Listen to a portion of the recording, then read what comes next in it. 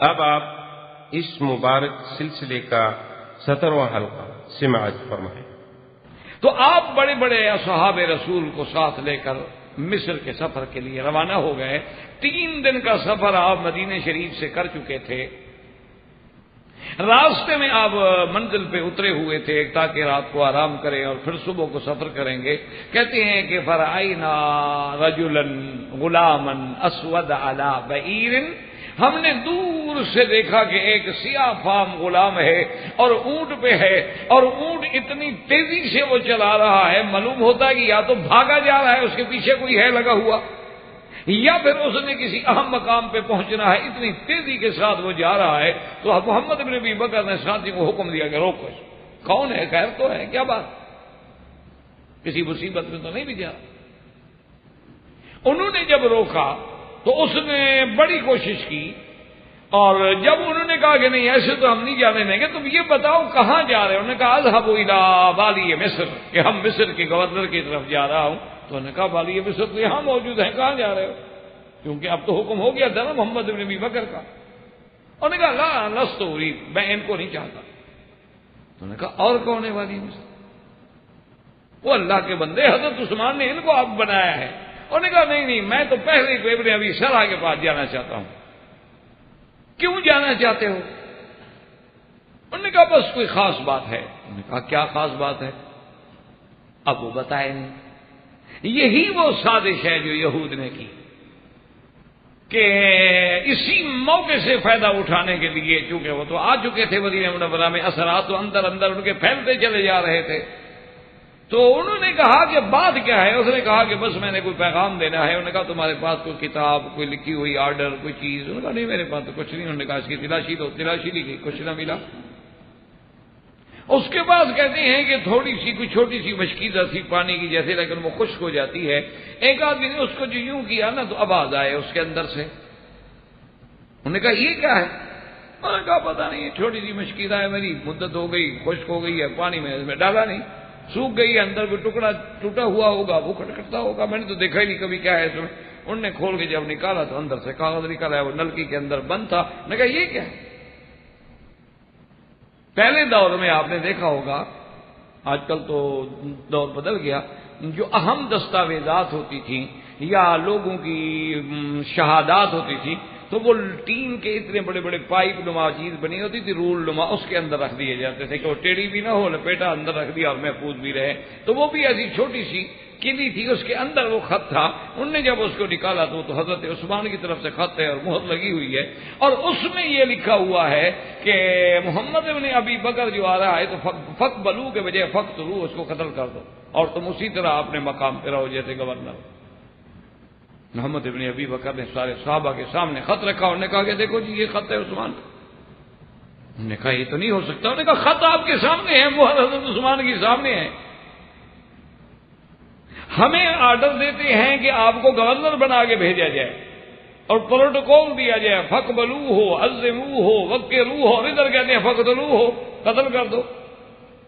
یہ اچھا ہے۔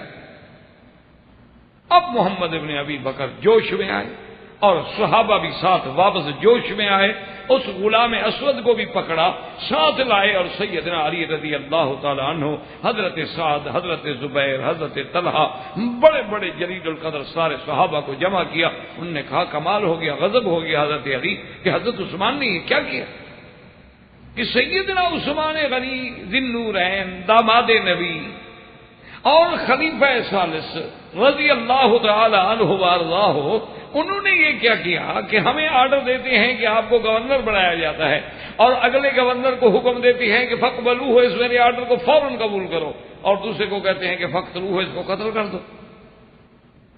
حضرت علی نے وہ خط لے لیا، غلام کو بھی ساتھ لیا اور صحابہ کو بھی ساتھ لیا، حتیٰ کہ غلام سے کہا اونٹ بھی پکڑو، اونٹ کو بھی ساتھ لیا، اور حضرت عثمان کی خدمت میں آئے، اور آگے حضرت عثمان سے کہا کہ یا عثمان حاضر غلام غلاموں کا، یہ تمہارا غلام ہے؟ حضور نے حضرت عثمان پر میں ہاں میرا۔ انہوں نے فرمایا حاضر بعیروں کا، یہ اونٹ تمہارا ہے؟ انہوں نے حضور حضرت عثمان نے فرمایا کہ ہاں اونٹ بھی میرا ہے۔ اب انہوں نے خط نکالا، انہوں نے کہا کہ یہ خط تمہارا ہے؟ فرمایا واللہ ما کتب، تو خدا کی قسم یہ خط میرا نہیں۔ انہوں نے کہا غلام میرا ہے، اونٹ میرا ہے۔ انہوں نے کہا یہ مہر جو لگی، انہوں نے کہا ہاں خاتم بھی میری ہے، مہر بھی میری لگی ہوئی ہے، لیکن واللہ ما کتبت ولا امرت بالکتابۃ ولا علم عندی، خدا کی قسم ہے نہ میں نے خط لکھا ہے نہ آرڈر کیا ہے، نہ مجھے پتا ہے۔ تو اب صحابہ حیران، انہوں نے کہا کہ عثمان پھر یہ کون کر سکتا ہے؟ تو بعض صحابہ نے کہا کہ پھر یہ مروان کر سکتا ہے، جو حضرت عثمان کا عزیز بھی ہے اور رشتہ دار بھی ہے، قریب بھی ہے، اور آج کل سارے دفتر کا نظام بھی اسی کے ہاتھ میں ہے۔ حضرت عثمان کی خاتم کو اگر کوئی غلط استعمال کر تو پھر تو وہی کر سکتا ہے، اور تو کوئی نہیں کر سکتا۔ حضرت عثمان کی انگوٹھی آخر کیسے اس کے پاس آ جائے؟ تو لازمی بات ہے کہ یہ تو گھر کا بھیدی کوئی استعمال کرے۔ اب صحابہ نے کہا کہ عثمان، بات یہ ہے کہ تمہارے قسم کھانے کے بعد ہم میں سے تو کوئی بندہ یہ تصور بھی نہیں کر سکتا کہ عثمان جھوٹی بات کرے گا، تم نے قسم کھائی، بات ختم۔ لیکن اب شرط یہ ہے کہ مہربانی کر کے مروان کو ہمارے حوالے کرو، تاکہ ہم کسی نتیجے پہ پہنچے کہ کیا واقعی یہ مروان نے کیا ہے۔ تو حضرت عثمان نے کہا بات یہ ہے کہ جہاں تک میری صفائی کا تعلق ہے میں نے بات کہہ دی، اور جہاں تک مروان کا تعلق ہے خلیفہ میں ہوں، آپ تو نہیں ہیں۔ جب خلافت میرے پاس ہے تو معاملے کی تحقیق تو میں کروں گا۔ میں اپنا رشتہ دار بغیر کسی جرم کے، بغیر کسی اس بات کے، بغیر کسی چیز ثابت کرنے کے آپ کو کیسے پکڑ کے دے دوں؟ اور آپ جلال میں ہیں، غصے میں ہیں، جذبات میں ہیں، خدا نہ خاصا ایک اور قتل ہو جائے۔ تو بہرحال انہوں نے کہا کہ دیکھو سیدھی بات ہے عثمان، اگر تم مروان بھی ہمیں نہیں دیتے ہو اور ہم اس سے تحقیق بھی نہیں کر سکتے ہیں، تو بہرحال ہم آپ کو تو بے گناہ سمجھتے ہیں، لیکن ہم آپ پہ خوش نہیں رہے، اب ناراض ہیں آپ۔ تو اس طرح دشمنان صحابہ کو اور دشمنان اسلام کو موقع مل گیا سیدنا عثمان رضی اللہ تعالی عنہ کے خلاف اکٹھے ہونے کا۔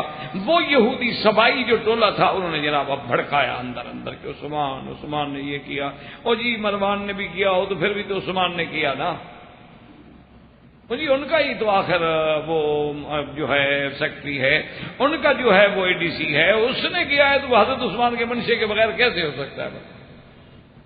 تو انہوں نے لوگوں کو بھڑکانا شروع کیا، اور انجام کار یہ ہوا کہ حضرت عثمان کو ان کے گھر میں محصور کر دیا گیا۔ ان نے باہر سے گھیرا ڈال دیا اور انہوں نے کہا کہ ہم حضرت عثمان کو نہیں نکلنے دیں گے، یا مروان ہمارے حوالے کرے ورنہ ہم حضرت عثمان کو قتل کریں۔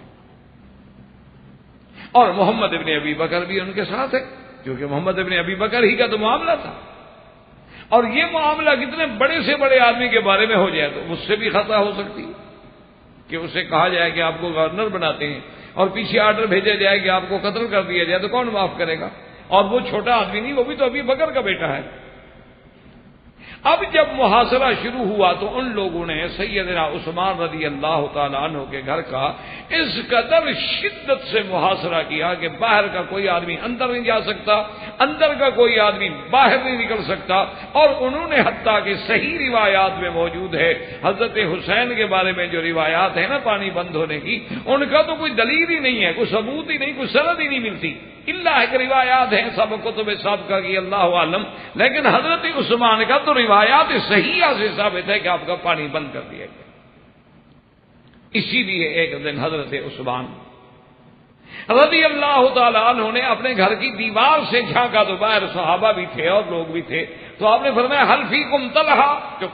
آپ نے فرمایا حل فیکم زبیر، چپ۔ آپ نے فرمایا حل فیکم سعد، لوگ چپ رہے۔ آپ نے فرمایا حل فیکم علی، لوگ چپ رہے۔ تو جب کسی نے جواب نہ دیا تو آپ نے فرمایا اچھا بھائی تم لوگ اتنے مجھ سے ناراض ہو گئے ہو تو کم از کم حضرت علی کو میرا پیغام تو پہنچا دو کہ فیسقینا، ہمارے لیے پانی کا تو کوئی بندوبست کرے۔ اور تم مدینے والے بھول گئے ہو کہ جب بیر روما کا پانی بغیر پیسوں کے مدینے والوں کو نہیں ملتا تھا تو 20,000 درہم خرچ کر کے میں نے وہ کنواں خرید کے مدینے والوں کو پانی پلایا، آج مدینے والوں نے میرا پانی بند کر دیا۔ حضرت علی رضی اللہ تعالی عنہ کو پیغام دیا گیا، حضرت علی نے فوراً حکم دیا موالی بنی ہاشم خاندان کے غلاموں کو کہ 3 مشکیزیں پانی کے بھر کے پہنچاؤ حضرت عمر کو۔ آگے گئے تو باغی جانے نہ دے، حتیٰ کہ لڑائی ہو گئی اور کئی غلام حضرت علی کے زخمی ہو گئے، لیکن انہوں نے کسی نہ کسی شکل میں پانی پہنچایا۔ حضرت علی رضی اللہ تعالیٰ عنہ نے بلایا حضرت حسن اور حسین رضی اللہ عنہ کو، اور آپ نے فرمایا کہ یا ابنی حسن اور حسین، ایسا کرو کہ حضرت عثمان کے دروازے پہ جا کے پہرا دو اور جان دے دینی ہے، خبردار کوئی باغی حضرت عثمان کے گھر میں داخل ہو۔ اختلاف اپنی جگہ ہے، لیکن ہم قتل عثمان تو برداشت نہیں کر سکتے، وہ خلیفہ برحق ہے، داماد نبی ہے۔ حضرت طلحہ نے بھی اپنے بیٹے کو پہرے پہ لگایا، حضرت زبیر نے اپنے بیٹے کو پہرے پہ لگایا، حضرت سعد نے اپنے بیٹے کو پہرے پہ لگایا، اور دونوں حضرت حسن حسین دونوں بھی دروازے پہ تلواریں لے کے حضرت عثمان کی حفاظت سے کھڑے ہیں۔ اسی طرح اس اثنا میں حضرت عبداللہ ابن سلام آئے۔ حضرت عبداللہ ابن سلام رضی اللہ تعالی عنہ جو بہت بڑے یہود کے عالم تھے، اور پھر اللہ نے اسلام بھی نصیب کر دیا، تورات کے بھی عالم تھے، اب قرآن کے بھی عالم۔ وہ جب تشریف لائے تو حضرت عثمان کو دیوار کے باہر سے انہوں نے پکارا۔ حضرت عثمان نے دیوار سے سر مبارک نکال کے جھانکا تو کہا کہ عبداللہ ابن سلام ہو؟ انہوں نے کہا ہاں میں عبداللہ ابن سلام۔ کیسے آئے ہو؟ انہوں نے کہا حضرت میں اس لیے آیا ہوں، ایک تو میری جان حاضر ہے، اور دوسرا میں اس لیے آیا ہوں کہ آپ خلیفہ برحق ہیں اور مدینہ منورہ میں اتنی طاقت ہے، فوج موجود ہے، اب حکم جاری کریں، آپ حکم تو جاری کریں۔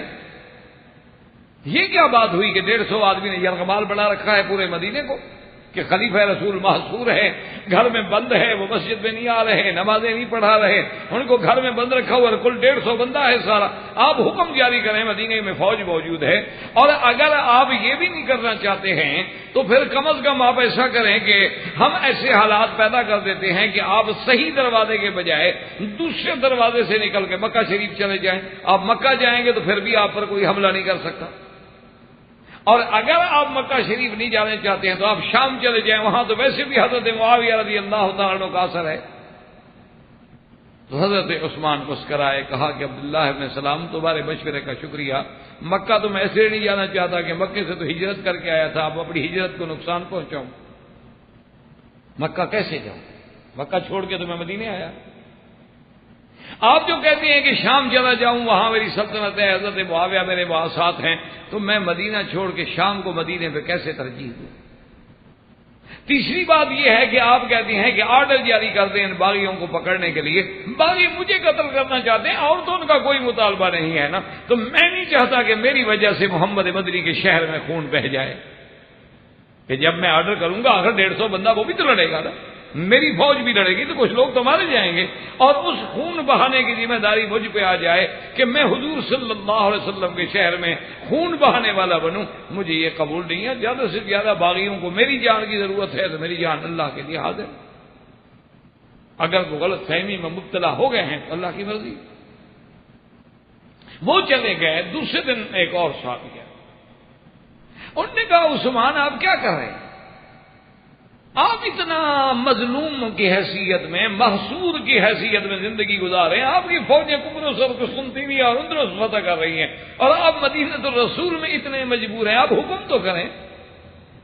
اللہ اکبر! پتہ ہے حضرت عثمان نے کیا کہا؟ ایک روایت میں کہتے ہیں اوری تو کہتے ہیں مجھے خواب میں نے دیکھا کہ سرکار دو عالم سیدنا محمد الرسول اللہ صلی اللہ علیہ وسلم، ابو بکر، عمر آپ موجود ہیں، اور اس کے بعد حضور نے فرمایا عثمان کیوں دیر کر رہے ہو، ہم تو آپ کی انتظار کر رہے ہیں۔ انہوں نے کہا جب اللہ کا نبی میرے نکاح کی انتظار کر رہا ہے تو میں شہید ہونے کے لیے تیار، میں کیوں دیر کروں؟ اور اس کے بعد حضور صلی اللہ علیہ وسلم نے زندگی میں پیش گوئی فرما دی تھی کہ او حضرت عثمان، اللہ تمہیں قمیض پہنائیں گے، یعنی خلافت کی، اور لوگ اس کو نکالنا چاہیں گے لیکن اپنے ہاتھ سے خلافت کی قمیض کو نہ اتارنا۔ اگر اس حال میں تم شہید بھی ہو گئے تو تم حق پر بھی ہوگے، مظلوم بھی ہوگے۔ اسی لیے حضرت عثمان نے فرمایا کہ یا اصحاب رسول اللہ، اے حضور کے صحابہ، کیا تم میں وہ لوگ موجود ہیں جنہوں نے وہ حدیث سنی حضور کی کہ حضور ایک دفعہ غار حرا کے پہاڑ پہ ہیں اور دوسری دفعہ جبل صبیر پہ ہیں۔ جبل صبیر جو ہے یہ مکے اور مینا کے درمیان میں پہاڑ ہیں، حضور اوپر کھڑے ہیں، پہاڑ ہلنے لگا تو حضور نے پاؤں مارا، فرمایا اثبت یا صبیر، جم جاؤ صبیر، حرکت نہ کرو، ما علیک الا نبی و صدیق و شہید۔ تو جب اللہ کے نبی میری شہادت کی خبر دے چکے ہیں تو میں کیسے بچ سکتا ہوں؟ انہوں نے کہا میں تو راضی ہوں اللہ کی رضا۔ اب جب محاصرہ طویل ہو گیا تو ان لوگوں نے سوچا کہ بھئی دروازوں سے تو ہم داخل نہیں ہو سکتے کہ حسن حسین کھڑے ہیں، اور اگر ہم حضرت حسن حسین کے ساتھ لڑائی لڑتے ہیں اور خدا نہ کرے حضرت حسن حسین کو کوئی زخم لگ گیا تو مدینے والے پھر ہمیں نہیں چھوڑ، وہ تو آل رسول ہیں، حضور کے محبوب ہیں، نواسے ہیں۔ لہذا ایسا کرو کہ ہم دروازے سے داخل نہیں ہوتے، پیچھے سے ایک انصاری کا گھر ہے، اس گھر سے داخل ہو کے دیوار پھلانگ کے اندر چلے جاتے ہیں۔ تو ادھر سے جا کے وہ اندر داخل ہوئے، اور خدا کی شان دیکھیں کہ یہ آخری دن ہے حضرت عثمان کا، سنہ 35 کا واقعہ ہے ذوالحجہ کا، کہ حضرت عثمان نے پہلی دفعہ زندگی میں پاجامہ پہنا اس دن۔ یعنی مقصد ہے آپ تیاری کر رہے ہیں کہ میں جب شہید ہو جاؤں تو میرا ننگ تو نہ کھلے نا، جب آ کر مجھ پہ حملہ کریں تلوار سے تو آدمی گر جاتا ہے نا، پتہ نہیں کس حال میں گروں۔ ورنہ پہلے حضرت عثمان کبھی پاجامہ نہیں استعمال کرتے تھے، پاجامہ پہنا اور قرآن شریف پڑھ رہے ہیں، اور اوپر سے جب وہ دیوار پھاند کے آئے تو سب سے پہلے اندر داخل ہونے والے جو ہیں وہ محمد ابن ابی بکر ہیں۔ ان کے داخل ہونے کی وجہ بھی مورخین نے لکھی ہے کہ حضرت عثمان جو تھے اپنے گھر میں تھے، اور آپ کی زوجہ مطہرہ جو ہے نائلہ بی بی وہ بھی موجود تھی۔ محمد ابن بکر نے کہا کہ چونکہ حضرت عثمان کی زوجہ بھی گھر میں ہیں تو آپ لوگ داخل نہ ہوں، میں تو پھر بھی ان کا عزیز ہوں نا، پہلے میں جاتا ہوں، میں ایسے حالات پیدا کرتا ہوں کہ وہ عورت ایک طرف ہو جائے پھر حضرت عثمان پہ حملہ کرے۔ اور جوش میں ہے محمد ابن ابی بکر، اللہ معاف کرے، جب آئے اور حضرت عثمان کو دیکھا تو غصے میں قابو نہ کر سکے اور حضرت عثمان کی داڑھی کو پکڑ لیا اور بڑے زور سے جھٹکا دیا۔ حضرت عثمان نے جب دیکھا اور فرمایا کہ واللہ لو کان ابوک، انہوں نے کہا محمد آج اگر اسی مقام پہ تیرا ابا ہوتا تو میری داڑھی پکڑتا۔ حضرت محمد ابن بکر فوراً ہاتھ کھلا باہر نکلا۔ بس جب انہوں نے ابو بکر کا نام لیا اور ابو بکر کا اور حضرت عثمان کا تعلق سامنے آیا تو محمد ابن بکر ہٹے، آپ ہٹے، اور وہ دونوں جو باہر جو آدمی منتظر کھڑے تھے انہوں نے تو نہیں دیکھا، ان کو تو موقع کی تلاش تھی۔ محمد ابن ابی بکر کو تو استعمال کیا جا رہا تھا، اصل دشمن تو وہ تھے جنہوں نے حضرت عثمان کو قتل کرنا تھا۔ اس لیے تاریخ کہتی کہ رجل اشکر ادرک من مصر یقال له حمار، مصر کا وہ آدمی تھا۔ اور ایک روایات میں آتا ہے کہ عمر ابن الحق ہمک، اور ایک میں ہے کہ کنانا، اور ایک میں ہے کہ بشیر ابن کنانا، یہ 3 آدمی اندر داخل ہوئے، اور ایک آدمی نے حضرت عثمان کے سر پہ لوہے کے سریے سے ضرب لگائی، حضرت عثمان گرے، عمر ابن الحمق جو ہے سینے پہ بیٹھ گیا اور نیزے کے وار کرنے لگا، اور ایک وہ حمار جو تھا اس نے تلوار چلائی، بی بی نائلہ نے اپنا ہاتھ آگے دیا کہ تلوار میں روک سکوں، تو بی بی صاحبہ کی بھی 3 انگلیاں تھیں جو وہ کٹ گئی۔ اور حضرت عثمان جب اس حملے میں گرے ہیں تو آپ کا سر مبارک جو ہے اس قرآن پہ، اس مصحف پہ گرا ہے جو آپ تلاوت کر رہے تھے، اور اسی آیت پہ تھا کہ فَسَيَكْفِيكَهُمُ اللَّهُ وَهُوَ السَّمِيعُ الْعَلِيمُ۔ اسی پہ حضرت عثمان کے خون کے قطرے گرے کہ جو قرآن عثمان نے جمع کیا تھا، اللہ کی شان ہے کہ شہادت بھی اسی قرآن پہ ہوئی۔ حضرت عثمان رضی اللہ تعالی عنہ مظلوماً قتل ہو گئے، اور اس کے بعد وہ لوگ باہر چلے گئے، اور صحابہ کو جب خبر ملی ہے تو پورا مدینہ جو ہے وہ اداس ہو گیا ہے، اور پورے مدینے پہ سوگواری کی کیفیت ہے، اور حضرت علی تو اتنے جلال میں ہے کہ آپ غصے میں آئے، اور ایک روایت میں لطم الحسن، حضرت حسن سامنے آئے تو تھپڑ مار دیا، حضرت حسین سامنے آئے تو ان کو سینے میں مکہ مار دیا، این انتما وقتل، عثمان کہاں تھے تم؟ عثمان قتل ہو گئے۔ انہوں نے کہا واللہ یا ابی، خدا کی قسم ہے ابا جان، یہاں آپ نے ہماری ڈپٹی لگائی تھی وہاں سے تو ہم نے کسی کو داخل نہیں ہونے دیا، لیکن اگر دشمن پیچھے سے اندر کود گئے تو اس کا تو ہمیں پتہ ہی نہیں، اس واقعے کا تو ہمیں کوئی پتہ ہی نہیں۔ اس کے بعد حضرت علی رضی اللہ تعالی عنہ کے پاس صحابہ آئے، انہوں نے کہا کہ آپ بیعت کر لیں، کیونکہ بغیر خلافت کے مدینہ منورہ کو کیسے رکھا جائے۔ انہوں نے کہا ان حالات میں میں بیعت کرنے کے لیے تیار نہیں، لیکن صحابہ نے مجبور کیا، آپ نے بیعت کی۔ اور اس کے بعد جب بی بی نائلہ سے آپ نے پوچھا، انہوں نے کہا کہ یہ بتاؤ قتلہ محمد ابن ابی بکر، محمد ابن ابی بکر نے قتل کیا؟ اس نے کہا لا واللہ محمد ابن ابی بکر نے قتل، داڑھی پکڑی ہے اس نے، اور داخل بھی وہی پہلے ہمارے گھر میں ہوا ہے۔ جب حضرت عثمان نے فرمایا کہ محمد آج اگر ابو بکر تیرا ابا ہوتا تو کیا میرے ساتھ اسی طرح کرتا، تو فوراً ہٹ گیا، بخرج من بیتی، گھر سے بھی نکل گیا، اور فلاں جو تھے وہ باہر کے آدمی تھے جن کو میں نہیں پہچانتی، جنہوں نے قتل کیا ہے۔ اب حضرت علی کے لیے بھی مسئلہ ہو گیا، پھر قصاص کس سے لیا جائے؟ جو بیوی تو پہچانتی نہیں، جو حاضر موقع کی گواہ ہے۔ سب سے بڑا اس بات جو تھا وہ محمد ابن ابی بکر کا تھا، اور وہ تو بیوی کہتی ہے کہ محمد ابن ابی بکر نے قتل نہیں کیا۔ حضرت علی نے پھر بھی محمد ابن ابی بکر کو بلا کہا واللہ ما قتل، میرا خدا گواہ ہے کہ میں نے ان کو قتل نہیں کیا، میں نے ضرور پکڑا ہے، میں غصے میں تھا کہ مجھے گورنر بنا کے پھر قتل کرنے کا آرڈر دے رہے ہیں، لیکن میں نے قتل نہیں کیا ہے۔ انہوں نے کہا کہ کون کون داخل؟ انہوں نے کہا تو باہر تو 150 آدمی تھا، اور میں تو جب ابو بکر کا نام آیا تو میں تو پھر آنکھیں نیچے کر کے باہر نکل آیا۔ تو حضرت عثمان رضی اللہ تعالیٰ عنہ قتل مظلوما، اور اللہ کے نبی کی بات بھی سچی ہو گئی کہ آپ نے پہلے سے آپ کو بتا دیا تھا کہ تم نے شہید ہونا ہے اور تم علی الحق ہوگے، اور لوگ تیری خلافت کی قمیص کو اتارنے کی کوشش کریں گے لیکن تم نہ اتارنا۔ سیدنا عثمان آخر وقت تک اپنے حق پہ قائم رہے اور مدینۃ الرسول کی حفاظت کے لیے اپنی جان قربان کر دی، لیکن مدینے میں خون پھیلانے کو پسند نہ کیا، رضی اللہ تعالی عنہ وارضاہ، وآخر دعوانا ان الحمدللہ رب العالمین۔ انشاءاللہ اگر اللہ کو منظور ہے تو اگلے درس میں پھر ہوگا متاعن عثمان، کہ حضرت عثمان پہ جو اعتراضات ہیں، چونکہ ہم یہ چاہتے ہیں کہ خلفائے راشدین کے مناقب میں ایک اللہ کی قدرت سے، اللہ کی توفیق سے ایک جامع چیز آ جائے کہ جب دنیا کے سامنے وہ جائے تو کم از کم وہ متاعن بھی پڑھ سکے، ورنہ چونکہ سیرت کی کتابوں میں آپ کو متاعن نہیں ملیں گے، اور جن کتابوں میں متاعن ہوتے ہیں وہاں سیرت نہیں ہوتی، کیونکہ وہ الگ کتابیں ہوتی ہیں، وہ الگ کتابیں ہوتی ہیں۔ لیکن اس لیے ہم اپنی طرف سے کوشش کریں گے، باقی تو اللہ کے ہاتھ میں ہے، وہی ہوگا جو اللہ توفیق دیں گے۔ وآخر دعوانا الحمدللہ رب العالمین۔ برادران اسلام، واجب الاحترام بزرگوں، دوستوں، عزیز نوجوانوں، خلفائے راشدین کی فضیلت، منقبت، عظیمت کے ضمن میں ہم اپنے دروس کا جو سلسلہ اللہ کی رحمت سے جاری کیے ہوئے ہیں، وہ سابقہ درس میں اختصار سے سیدنا عثمان رضی اللہ تعالی عنہ کے مناقب، فضائل اور آخر میں حضرت کی شہادت بیان الحمدللہ ہو گئی۔ آج کے درس میں متاعن سیدنا عثمان، متاعن کا معنی یعنی یوں آسان سمجھ لیں کہ طعن یعنی اعتراضات، وہ اعتراضات جو مخالفین نے سیدنا عثمان رضی اللہ تعالی عنہ پہ کیے ہیں اپنی کتابوں میں۔ اور خدا کی قدرت یہ ہے کہ جیسے ہم اہل سنت والجماعت کے لیے ایک بہت بڑا مشکل ہے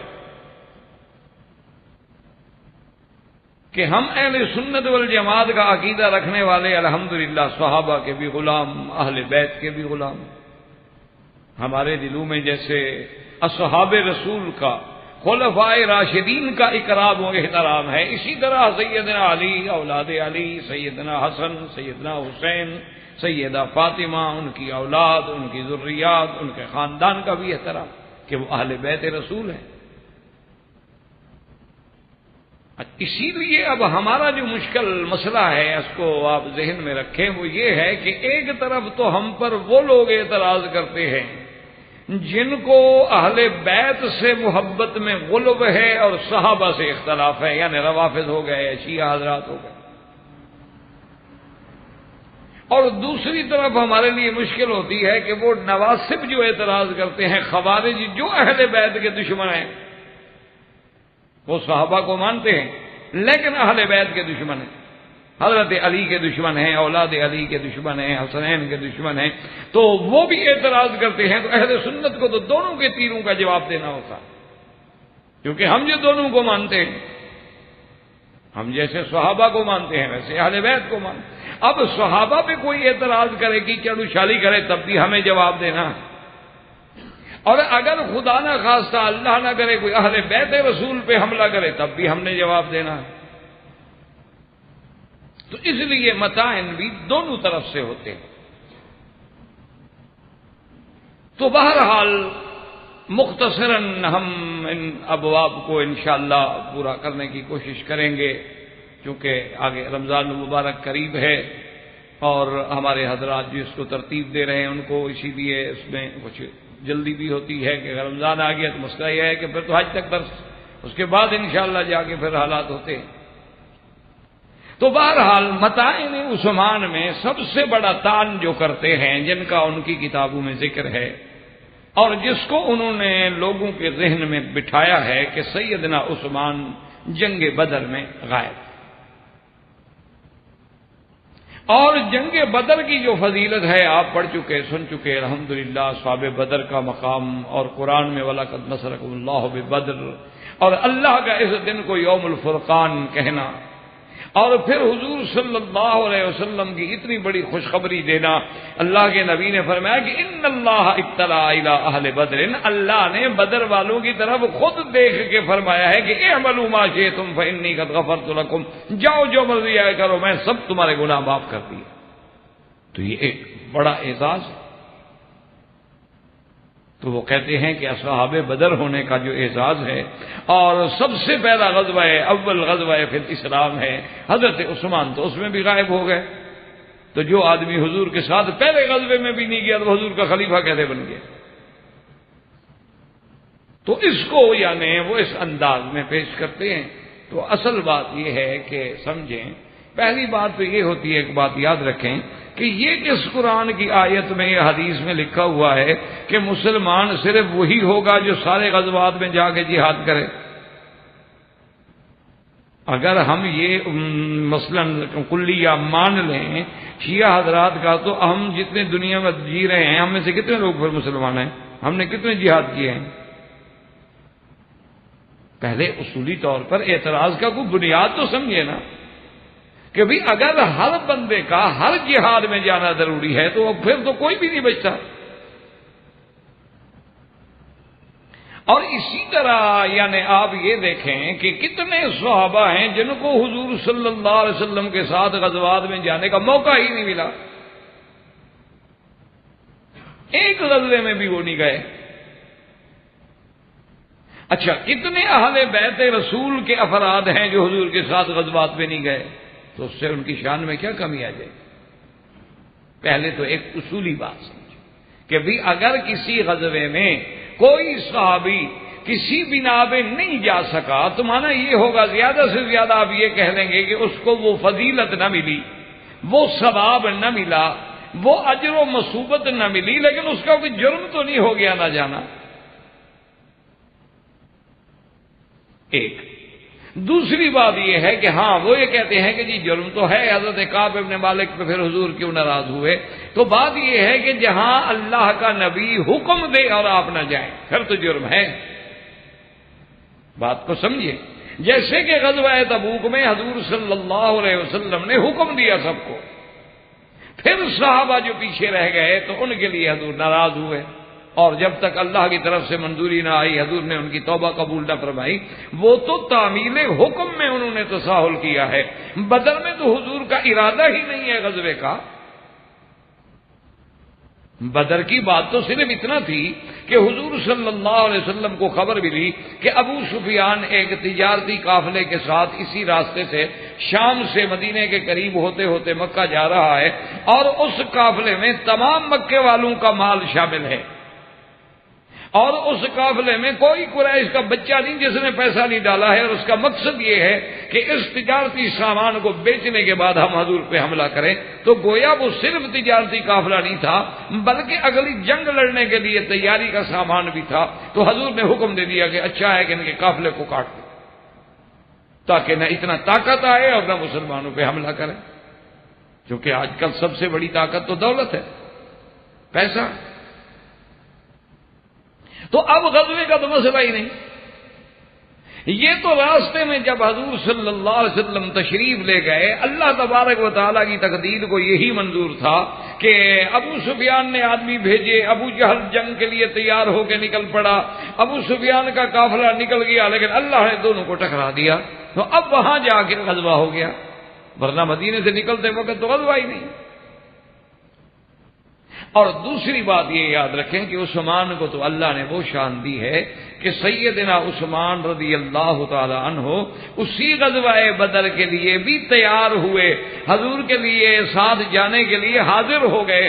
حضور نے حکم دیا کہ تم نہ جاؤ کہ تمہاری بی بی رقیہ بیمار ہے، حضور کی بیٹی ہے اور زوجہ حضرت عثمان ہیں، ان کو شدید بیماری ہے، تکلیف ہے، تم ان کے ساتھ کون رہے گا، تم ان کی عیادت کے لیے رہ جاؤ۔ انہوں نے کہا حضور میں پھر اتنے بڑے سفر سے، اور پہلا سفر ہے آپ کا، ہو سکتا ہے وہاں جنگ ہو جائے تو میں رہ جاؤں گا۔ حضور نے فرمایا کہ نہیں، میں اللہ کا نبی تمہارے لیے یہ فیصلہ کرتا ہوں کہ تم یہاں رہ کر اپنی زوجہ اور میری بیٹی کی عیادت کرو، جنگ بدر اگر ہو گئی لک اجرہ وسامہ، اس کے ثواب بھی اللہ تمہیں دیں گے اور جو مال غنیمت کا حصہ ہوگا وہ بھی تمہیں ملے گا۔ تو حضور صلی اللہ علیہ وسلم نے ان کو باقاعدہ حصہ دیا صاحب بدر کے مال غنیمت سے، کیونکہ حضور وعدہ فرما کے چلے۔ تو پھر یہ اعتراض کرنا کہ حضرت عثمان رضی اللہ تعالیٰ عنہ بدر میں نہیں گئے تو یہ تو بلا وجہ ایک اعتراض ہے، ورنہ وہ تو اتنا بڑی شان ہے۔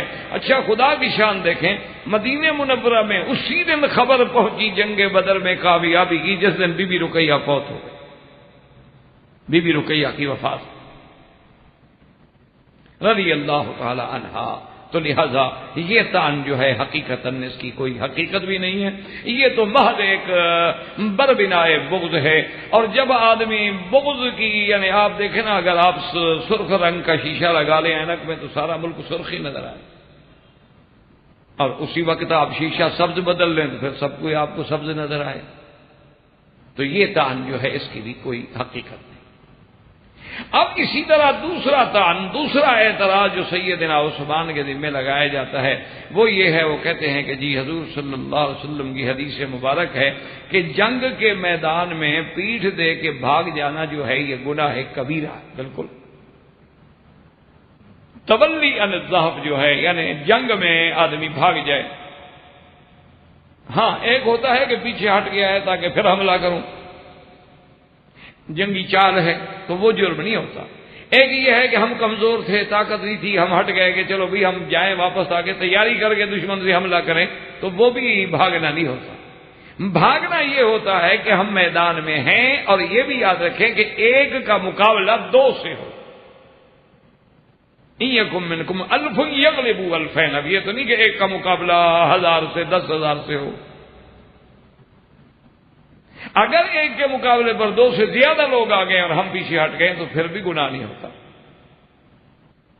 گناہ تب ہوتا ہے کہ اللہ نے مسلمان کو اتنی قوت بہرحال کمزوری کے باوجود بھی دے دی ہے کہ ہمارا ایک جو ہے دشمن کے 2 کے مقابلے پہ بھاری ہے۔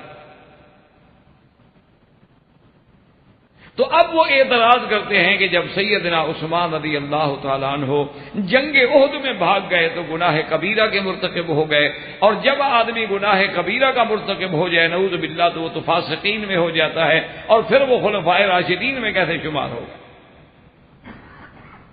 تو یہ اعتراض سیدنا عثمان ذی النورین رضی اللہ تعالیٰ عنہ پر حضرات جو ہیں وہ کرتے ہیں، اللہ تبارک تعالیٰ ہدایت دے۔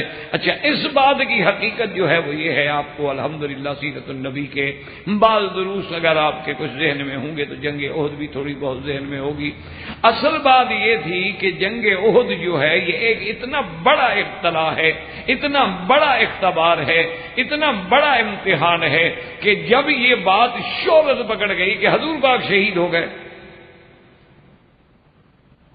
کیونکہ ابو عامر راہب نے اپنے دوستوں سے، کافروں سے کہا تھا کہ میدان جنگ میں تم تھوڑے تھوڑے فاصلے پر تھوڑے تھوڑے گڑھے بھی کھدوا دو۔ انہوں نے کہا کہ کیوں؟ انہوں نے کہا تمہیں تو پتا ہوگا نا کہ یہاں گڑھا ہے، یہاں گڑھا ہے، یہاں گڑھا ہے، اوپر تھوڑی سی کوئی چیز ڈال دو۔ لیکن مسلمانوں کو تو پتا نہیں ہوگا نا، وہ لڑتے لڑتے آئیں گے تو گڑھے گر جائیں گے، جب گریں گے تو طاقت ختم ہو گئی۔ تو خدا کی قدرت یہ ہے کہ ان کے کھودے ہوئے گڑھوں میں حضور صلی اللہ علیہ وسلم بھی گر گئے، اور حضور صلی اللہ علیہ وسلم کے دندان مبارک بھی شہید ہوئے۔ حضور صلی اللہ علیہ وعلا آلہ واصحابہ وسلم تسلیما کثیرا کا رخسار بھی شہید ہوئے، آپ کے سر مبارک میں بھی زخم آئے، تو حضور صلی اللہ علیہ وسلم کا بدن خون مبارک سے بھر گیا، اور دشمنوں نے ایک بات مشہور کر دی کہ قتل محمد صلی اللہ علیہ وسلم، کہ محمد مصطفیٰ شہید ہو گئے۔ اسی لیے ابو سفیان چیخ چیخ کے کہہ رہا تھا هل فیکم محمد مصطفیٰ ہیں؟ حضور نے فرمایا جواب نہ دو۔ تو اس کے بعد اس نے کہا حل فیکم ابی بکر، ابو بکر زندہ ہے؟ حضور نے فرمایا جواب نہ دو۔ اس نے پھر پوچھا کہ حل فیکم عمر زندہ ہے؟ حضور نے فرمایا مت جواب۔ اب ابو سفیان اترا گیا کہ اچھو اللہ کا نبی بھی شہید ہو گئے، ابو بکر بھی شہید ہو گئے، عمر بھی شہید ہو گئے، تو پھر ہم نے تو بازی جیت لی۔ اس کے بعد اس نے بڑے زور سے پھر وہ نعرہ لگایا اپنا کافرانہ کہ لنا العزا ولا عزا لکم، کہ آج عزا خدا نے ہمیں عزت دی ہے، چونکہ تمہارے ساتھ خدا عزا نہیں ہے، اس لیے تم ہار گئے، ہم جیت گئے۔ تو حضرت عمر نے کہا یا رسول اللہ اب تو صبر نہیں ہوتا۔ تو حضور نے فرمایا اچھا جواب دو، اللہ مولانا ولا مولا لکم۔ تو جب یہ بات شہرت پکڑ جائے کہ اللہ کے نبی شہید ہو گئے، ابو بکر و عمر شہید ہو گئے، تو کس کے پاؤں ٹکیں گے؟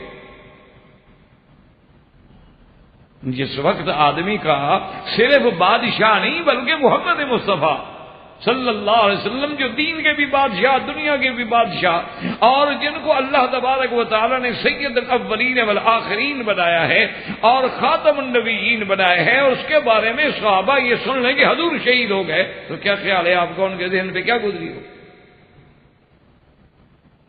اور پھر یہ دیکھا جائے کہ کیا صرف سیدنا عثمان بھاگ گئے؟ اس میں تو صحابہ کی بڑی بڑی جماعتیں بھاگ گئے۔ لیکن اللہ تبارک و تعالی نے قرآن میں نص قطعی میں فرماتے کہ وَلَقَدْ عَفَا اللَّهُ عَنْهُمْ، اللہ نے فرمایا ہم نے معاف کر دیا محمد مصطفیٰ، تیرے ساتھیوں سے غلطی ہو گئی، ان کے پاؤں اکھڑ گئے، وہ جم نہ سکے، لیکن ہم نے ان کو معاف کر دیا ہے، اور ایسا معاف کیا کہ پھر اللہ نے ان پہ ایک نیند بھیجی، اس نیند میں اللہ نے ایسا سکون دے دیا کہ ساری تھکان، زخم، درد، تکلیف بھول گئے اور بالکل پھر تیار ہو گئے اللہ کے راستے میں جہاد کے لیے۔ تو جن پر اللہ راضی ہو کے سکینہ نازل کر دیں، اللہ تبارک و تعالی معافی کا اعلان فرما دیں، اور حضور صلی اللہ علیہ وسلم نے بھی کسی بھاگنے والے کو تانا نہیں دیا، کسی پہ ناراضگی کا اظہار نہیں کیا، بلکہ انہی آیات کے بعد اللہ نے نبی کو حکم دیا فَشَاوِرْهُمْ فِي الْأَمْرِ فَإِذَا عَزَمْتَ فَتَوَكَّلْ عَلَى اللَّهِ۔ اللہ کے نبی ایسا نہ ہو کہ صحابہ سے ناراض ہو جائے ان کی غلطی سے، آئندہ بھی جو بڑے سے بڑا کام ہو، چونکہ صحابہ کے مشورے سے حضور عہد میں آئے تھے، حضور تو نہیں چاہتے تھے مدینے سے باہر آنا، صحابہ نے کہا تھا کہ نہیں یا رسول اللہ ہم باہر جا کے لڑیں گے، تو اللہ نے فرمایا کہیں ان کے اس مشورے کی وجہ سے ناراض ہو کے صحابہ سے مشورہ لینا چھوڑ دو، نہ تیرے صحابہ کا مقام اتنا بلند ہے کہ جو بھی کام کرو ان کے مشورے سے کرنا۔ تو جب اللہ معاف کر دے، اللہ حکم دے کہ ان کو مشیر بناؤ، اللہ حکم دے کہ میرا بدنی ہے تیرے صحابہ کا وہ مرتبہ ہے کہ ہر کام میں ان کے ساتھ مشورہ کرو، تو پھر اس بات کا تان دینا یہ کوئی نہ عقل ہے اور نہ اخلاق ہے اور نہ کسی اسلامی قاعدے کے مطابق اعتراض کرنا جائز۔ تو یہ اعتراض بھی ان کا جو ہے فرار احد کا، اس کی بھی کوئی حقیقت نہیں ہے اور نہ اس میں کوئی وزن ہے۔ جب نص میں معافی آ جائے تو بات ختم ہو، جب اللہ تبارک و تعالیٰ خود فیصلہ فرما دے اور اتنا مؤکد فیصلہ کر دیں کہ وَلَقَدْ عَفَا اللَّهُ عَنْهُمْ، یعنی واو قسمیہ، لام ابتدائیہ، قد حرف تحقیق، اور پھر عفا ماضی کا صیغہ، اللہ معاف کر چکا ہے، ان کو معافی دے چکا، یعنی کہ آئندہ دیں گے، یعفو عنہم نہیں، عفا اللہ عنہم، اللہ نے معافی ان کو دے دی۔ تو یہ تان جو ہے اس کی بھی کوئی حقیقت نہیں، سیدنا عثمان رضی اللہ عنہ۔ اچھا، اسی طرح ایک تیسرا تان وہ کرتے ہیں، وہ بھی بڑا عجیب تان ہے۔ وہ کہتے ہیں کہ جی قرآن پاک میں جو آیا ہے مقام بیعت رضوان کا، جن لوگوں نے بیعت کی، اور ایک ان کا ہاتھ تھا، ایک حضور صلی اللہ علیہ وسلم کا ہاتھ ہے، اور اس کے بعد ایک اللہ کا ہاتھ ہے، اور اللہ نے ان کی رضا کی سرٹیفکیٹ دیا کہ لقد رضی اللہ عن المؤمنین اذ یبایعونک تحت الشجرہ۔ وہ کہتے ہیں اس میں بھی حضرت عثمان نہیں ہے، وہ کہتے ہیں بدر میں بھی نہیں ہیں، احد کا جو سب سے بڑا مارکہ ہے اس میں نعوذ باللہ بھاگ گئے ہیں، اور بیعت رضوان میں بھی آپ شریک نہیں ہیں، تو اتنے بڑے مقامات جب آپ کو نہیں ملے ہیں تو ان کو خلافت کیوں دی جائے، ان کو کیوں نہ دی جائے کہ جو اس میں موجود ہیں، حالانکہ ان کو بھی یہ نہیں مانتے۔ ایک بات یاد رکھیں، ایک مسئلہ دماغ میں رکھ لیں، مثلا ابو بکر عمر نہیں بھاگے تھے احد کے دن تو ان کو مانتے ہیں؟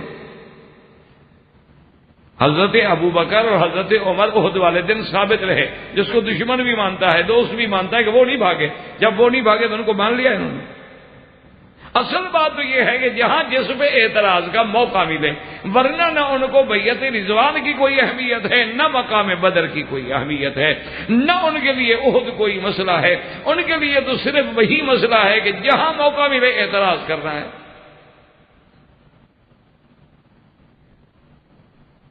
بہرحال اب دیکھیں، حالانکہ اللہ کا قرآن کھول کے تمام احادیث مبارک کھول کے دیکھ لیں کہ جس بیعت رضوان پہ اللہ کا اتنا بڑا انعام مل رہا ہے، اتنا بڑا صحابہ کا اکرام ہو رہا ہے، اتنا بڑا اعزاز ہو رہا ہے، اس بیعت کا سبب تو خود حضرت عثمان ہے۔ اللہ کے بندے،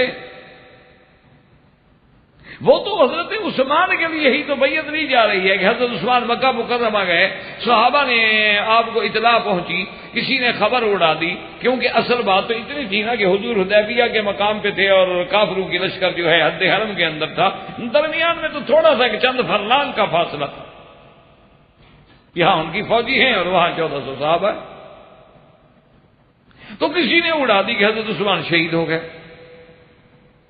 حضور صلی اللہ علیہ وسلم نے اسی غصے میں، اسی جوش میں آگے صحابہ کو حکم دیا کہ تمام صحابہ کو بلاؤ، آؤ میرے ہاتھ پہ بیعت کرو، اللہ یفروا، کہ ہم میدان سے نہیں بھاگیں گے، اور ایک روایت میں ہے کہ بیعت علی الموت کریں گے، مر جائیں گے میدان میں، لیکن عثمان کا بدلہ لیں گے۔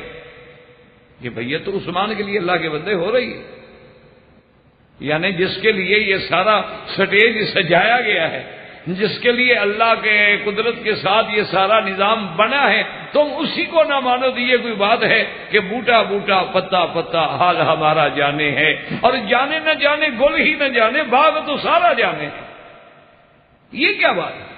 یہ کوئی اعتراض ہے؟ اور جس کے لیے بیعت ہو رہی ہے، جس کے لیے قرآن اتر رہا ہے، اسی پہ اعتراض کر رہے ہو؟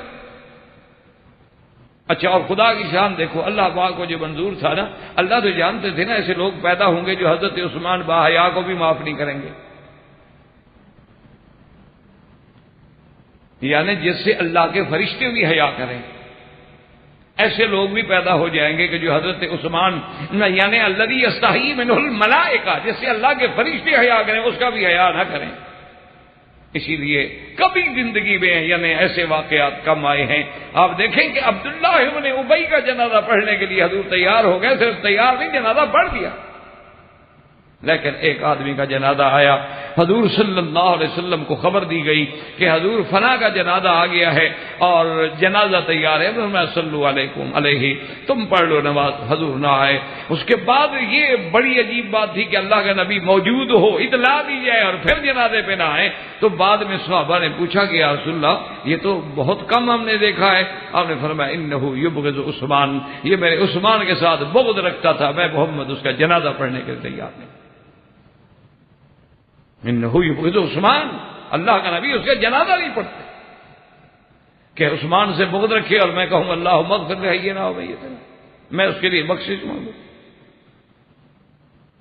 یعنی حضور نے اپنے دشمن کا جنازہ تو پڑھ لیا، عثمان کے دشمن کا جنازہ حضور صلی اللہ علیہ وسلم نے نہیں پڑھا۔ اب جناب دیکھیں کہ اللہ کو تو پتا تھا نا کہ ایسے لوگ پیدا ہوں گے، اللہ کے تو سب علم میں ہے، تو کتنی شان کی بیعت ہوئی ہے حضرت عثمان کی۔ حضور پاک صلی اللہ علیہ وسلم نے فرمایا کہ صحابہ ٹھہر جاؤ، صحابہ ٹھہر گئے۔ آپ نے فرمایا ایک بندہ رہ گیا ہے، اس کی بھی ہم بیعت کر لیتے ہیں۔ انہوں نے کہا حضرت وہ کون رہ گیا؟ انہوں نے کہا حضرت عثمان۔ انہوں نے کہا حضرت ان کی بھی تو ہم بیعت کریں۔ انہوں نے کہا ہو سکتا ہے وہ زندہ ہو سکتا ہے اللہ کے ہاں وہ زندہ ہو۔ تو ھذا یدی وھذا ید عثمان، حضور نے فرمایا کہ لوگوں دیکھ لو میرے صحابہ، یہ میرا ہاتھ ہے اور یہ میرے عثمان کا ہاتھ ہے، میں عثمان کی طرف سے خود بیعت کرتا ہوں۔ صحابہ کہتے تھے بخن لی عثمان، عثمان واہ واہ تیری شان کہ اللہ کے نبی نے اپنے ہاتھ کو تیرا ہاتھ بنا دیا، ایسا ہاتھ کس کا بنے گا؟ کہ اللہ کے نبی نے تیرے ہاتھ کو اپنا ہاتھ بنا دیا کہ ہاذا یدی ہذہ یدی وہذا ید عثمان، میرا ہاتھ ہے اور یہ عثمان کا ہاتھ ہے. اور پھر شان دیکھو، دراصل حقیقت میں تو دونوں ہاتھ میرے نبی کے ہیں اور ان کے اوپر ید اللہ فوق ایدیہم، اللہ کا ہاتھ ہے. ایسی بیعت تو کسی صحابی کو بھی نصیب نہیں ہوئی جو حضرت عثمان کی بیعت ہوئی ہے رضی اللہ تعالی عنہ. اس کے بعد بھی اعتراض کیا جائے تو بس اللہ تبارک و تعالی سے ہدایت کی دعا کی جا سکتی ہے، اور تو کچھ نہیں کیا جا سکتا. تو اس تان کی بھی الحمدللہ آپ نے حقیقت پڑھ. اب اسی طرح حضرت عثمان رضی اللہ تعالی عنہ پہ ایک اور تان کرتے ہیں. وہ یہ تان کرتے ہیں کہ حضرت عثمان نے حضرت ابی ذر رضی اللہ تعالی عنہ کو شام سے نکلوایا اور پھر مدینے بلایا، پھر مدینے میں سزا دی، پھر مدینے سے بھی نکال دیا. اور ابی ذر رضی اللہ تعالیٰ عنہ بڑے زہاد صحابہ میں ہیں، تو اللہ کے نبی کے اتنے بڑے صحابی کو تکلیف پہنچانا، ایذا دینا اور شام سے اس کو بڑا نعوذ باللہ توہین کے ساتھ نکلوانا، پھر مدینے میں بھی نہ رہنے دینا، تو یہ آدمی حضور کا خلیفہ کیسے بن سکتا ہے؟ تو یہ بھی ایک الزام. اور باقاعدہ انہوں نے روایات میں لکھا ہے کہ حضرت عثمان، حضرت معاویہ رضی اللہ تعالی عنہ چونکہ شام میں تھے، اس وقت شام کے گورنر آپ تھے، انہوں نے حضرت ابی ذر کے بارے میں حضرت عثمان کو لکھا کہ حضرت ابی ذر نے مجھے تنگ کر دیا ہے، ان کو مدینے میں بلا لیں. تو وہ کہتے ہیں کہ حضرت عثمان نے ان کو خط لکھا کہ اس کو تم تیز سوار کے ساتھ تیز رفتار سواری پہ بھیج دو، اور اتنا تیز رفتار وہ سوار اور سواری ہو کہ اس کو راستے میں سفر میں ہلکان کر دے. کیونکہ رات دن سفر اور تیز چلنے والا اور بندہ سخت جان ہو، آرام ہی نہ کرنے دے تو بندہ تو ٹوٹ پھوٹ جائے گا نا. شام سے اونٹوں کا سفر ہو مدینہ شریف تک. تو یہ بھی ایک الزام ہے، یہ بھی ایک تان ہے جو سیدنا عثمان پہ لگایا جاتا ہے، اور یہ بھی حقیقتاً بالکل جھوٹ ہے. وجہ اس کی صرف یہ ہے کہ سیدنا معاویہ رضی اللہ تعالی عنہ کے دور میں جب بڑے بڑے فتوحات ہوئیں، مال کی کثرت ہو گئی، تو حضرت ابی ذر جو ہیں یہ بالکل زاہد طبیعت آدمی تھے. ان کی یعنی اپنے اجتہادی طور پہ ان کے نزدیک تو آج کھانا جو بچ گیا ہے نا، اس کو کل کے لیے رکھنا بھی نہ جائے. حضرت ابی ذر ان صحابہ میں ہیں، زہاد صحابہ میں ہیں، زاہد لوگ تھے. جیسے دنیا میں ہوتے ہیں نا بعض لوگ زاہد ہوتے ہیں، ان کو پرواہ نہیں ہوتی، کچھ نہیں رکھنا. اچھا بعض بڑے بڑے اللہ والے ہوتے ہیں لیکن بڑے بڑے ٹھاٹ سے اور بڑے بڑے شان سے رہتے ہیں، اعلیٰ سے اعلیٰ لباس پہنتے ہیں، اعلیٰ سے اعلیٰ چیزیں استعمال کرتے ہیں. اور بعض اولیاء اللہ ہوتے ہیں بالکل سادہ رہتے ہیں. میں نے اسی ملک میں ایک شیخ ابی بکر سے گزرے تھے، وہ کہتے ہیں میں نے سنا ہے، دیکھا بھی نہیں، زیارت بھی نہیں کی، لیکن ان کے بارے میں سنا کہ ماشاءاللہ یہاں کی حکومت نے ان کے گھر میں بجلی لگانے کے لیے جب حکم دیا تو انہوں نے کہا کہ ساری بستی میں لگا دو لیکن میری مسجد اور میرے گھر میں نہ لگاؤ. تو انہوں نے کہا کہ انہوں نے کہا کہ بات یہ ہے کہ میرے محبوب سرکار دو جہاں کے گھر میں بجلی نہیں تھی، حضور پاک کے زمانے میں آپ کی مسجد میں بجلی نہیں تھی، میں جب تک زندہ ہوں میں اسی طرح دیے پہ گزارا کروں گا جیسے حضور صلی اللہ علیہ وسلم نے گزارا. تو یہ تو عشق کی بات ہے، محبت کی بات ہے، ورنہ شریعت میں کوئی بجلی لگانا ناجائز تو نہیں نا. بہت سارے اپنے علماء دیکھے ہیں اور یعنی اپنے اساتذہ میں بھی دیکھا ہے کہ رات کو جو روٹی بچ جاتی تھی اس کو چھپا کے رکھ دیتے اور صبح بڑے شوق سے منگواتے کہ بھئی وہ چائے کے ساتھ روٹی لے آؤ نا، جو رات بچ گئی تھی ٹکڑے وہ لے آؤ. وہ طلبہ کے جو ٹکڑے بچے ہوتے تھے وہ سارے اکٹھے ہو جاتے. یہ ہمارے بسکٹ ہوتے تھے جب ہم پڑھتے تھے. تو اچھا ہم یہی سمجھتے تھے کہ چونکہ غربت ہے، مقصد یہ ہے کہ مدرسے میں اتنی روٹیاں آتی نہیں، روٹی تو ایسے مانگے تانگے کی آتی ہے، اسی لیے جو بچ جاتی ہے اب صبح کون پکائے پھر ناشتہ دے. آج کل تو جناب طلبہ دینی مدرسوں میں جو پڑھتے ہیں نا، ان کو ایک دن ناشتہ نہ ملے نا تو شام کو مدرسہ چھوڑ کے چلے جاتے. اب تو میں انگریزی مدرسوں کی بات نہیں کر رہا، منس بیگان کا ہرگز نہ ڈالم، ہمیں ان سے کیا گلا ہے؟ ان سے تو ہمیں کوئی گلا ہے، ہمیں تو اپنوں سے گلا ہے کہ قرآن و حدیث کے متوالے، قرآن و حدیث پڑھنے والوں کا اب یہ عالم ہے کہ صبح ناشتہ ایک تو یہ ہے کہ باقاعدہ ٹائم پہ ملے، اور دوسرا یہ ہے ماشاءاللہ کہ ناشتہ جو ہے باقاعدہ مینو ہو کہ آج ہمیں فرائی ملے گا، آج ہمیں آملیٹ ملے گا، آج ہمیں کون سی ڈبل روٹی ملے گی، آج ہمیں اپنا جو ہے فلاں بریڈ ملے گا، وائٹ ملے گی یا براؤن بریڈ ملے گی، کون سی، یعنی طلباء مینو بنا کے دیتے ہیں. ہمارے اپنے مدرسوں میں یہ ہے. اور ایک مدرسے کا تو ماشاءاللہ یار ہم نے وہاں دیکھا کہ صبح ناشتے میں نے کہا یار یہ تو کسی بڑے سے بڑے زمیندار کو بھی شاید صنعت کار کو بھی نہ ملتا ہو جو طالبوں کو تم دے رہے ہو کہ صبح صبح باقاعدہ نماز کے بعد ہر طالب کے لیے 1 پاؤ دودھ اور 1 پاؤ جلیبی. وہ میں نے کہا تم نے کیوں طالبوں کو بگاڑ دیا، خدا خیر کرے، ان کا دماغ خراب ہو گیا. ہمارے مدرسوں میں تو پھر نہیں پڑھیں گے یہ، ہم کہاں سے جلیبی لے آئیں. انہوں نے کہا کہ جی میرا تو بس ایک مزاج ہے کہ یہ حضور کے عاشق ہیں، حضور کی حدیث پڑھنے والے ہیں، میں ان کو سرمایہ دار ہوں، صنعت کار ہوں، ملانر ہوں، ان سے اچھا کھلاؤں. حضور کے حدیث پڑھنے والے کیوں خراب کھانا کھائیں. میں نے کہا تمہارا اپنا ایک عشق ہے، دھن ہے، ذوق ہے. تو بہرحال میرے کہنے کا مقصد یہ تھا کہ بعض علماء اس لیے کل کی روٹی رکھ دیتے تھے. ایک تو یہ ہے نا کہ چلو بھی غربت ہے، بھئی ہم کہاں سے روٹی پکائیں. بعض کیا غربت بھی نہیں ہوتی تھی پھر بھی وہ روٹی رکھ لیتے تھے. جب پوچھا گیا کہ حضور یہ کل کی باسی روٹی کھا رہے، انہوں نے کہا یہ کل کی ہے نا، تو کل زمانہ جو ہے حضور کے زیادہ قریب تھا بنسبت آج کے، آج دور ہو گیا نا. تو جتنا زمانہ حضور کے قریب ہوگا وہ چیز اچھی ہوگی. تو اس لیے حضرت ابی ذر بھی ان صحابہ میں تھے. تو جب انہوں نے دیکھا کہ حضرت معاویہ کے امال اور بڑے بڑے آپ ان کو جائیدادیں دے رہے ہیں اور پیسہ دے رہے ہیں اور بڑے بڑے کپڑے پہن رہے ہیں، تو حضرت ابو ذر جناب روز گرم ہو جاتے اور کھڑے ہو جاتے، کہتے والذین یکنزون الذهب والفضة ولا ينفقونها في سبيل الله فبشرهم بعذاب الیم. سونے چاندی کا ذخیرہ کرنے والوں، جہنم کی آگ تمہارے لیے تیار ہے. حضرت نے کہا خدا ہدایت دے، یہ تو ان کے لیے ہے جو زکوٰۃ نہ دیں. ولا ينفقونها في سبيل الله، ہم تو اللہ کے راستے میں سب کچھ خرچ کر رہے ہیں، ہمیں اس دھمکی کا کیوں؟ انہوں نے کہا نہیں بس سونا چاندی رکھتے کیوں. تو حضرت عثمان کو نے خط لکھا کہ امیر المومنین ابی ذر حضور کے صحابی ہیں، میں بات بھی نہیں کہہ سکتا. انہوں نے تو یہاں ہمارے حالات بڑے مشکل، خدا کے لیے ان کو مدینے بلا دیا. صرف بات اتنی تاکہ ہم حضرت ابی ذر کے سامنے کوئی بات نہ کہہ سکیں، کوئی بات نہ کرنی پڑے. حضرت عثمان نے لکھا ارسلہ الیہ بالتقریب والتعظیم، حضرت ابی ذر کو تقریب و تعظیم کے ساتھ مدینے بھیجا جائے. حضرت ابی ذر آ گئے اور مدینہ شریف میں بھی آ گئے، انہوں نے وہی شروع کر دیا. اس زمانے میں اللہ نے اتنے مال دیے تھے نا جی کہ عبد الرحمن بن عوف احد العشرۃ المبشرہ، ان لوگوں میں ہے 10 لوگوں میں جن کو جنت کی خوشخبری ملی ہے. ان کی وفات پر ان کی 4 بیویاں تھیں، تو بیویوں کو 8واں حصہ ملنا تھا، تو ایک بیوی کے حصے میں 80,000 درہم آئے تھے اس زمانے میں.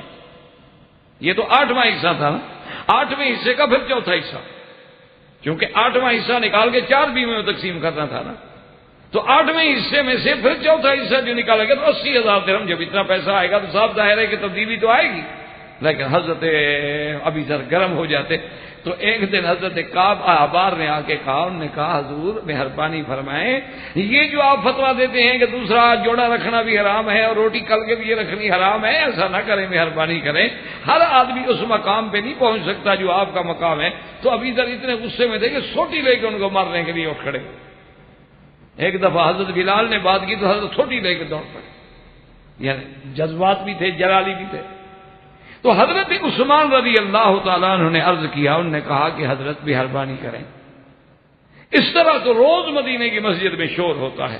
اور پھر بعض دوستوں نے تو آپ کی اس مزاج کو مذاق بنا رکھا ہے، وہ آپ کو چھیڑنے کے لیے آگے بھی باتیں کرتے ہیں تاکہ ابو ذر کو چھیڑیں ہم، جیسے فقیروں کو ہر کوئی چھیڑتا ہے. تو اس لیے مہربانی کر کے آپ اگر مدینہ منورہ سے باہر کسی قریب کے مقام پہ رہ جائیں تاکہ یہ مسائل بھی پیدا نہ ہوں اور ہم بھی آپ کی خدمت رکھوالی کر سکیں. تو حضرت ابی ذر راضی ہو گئے اور مقام ربضہ میں چلے گئے.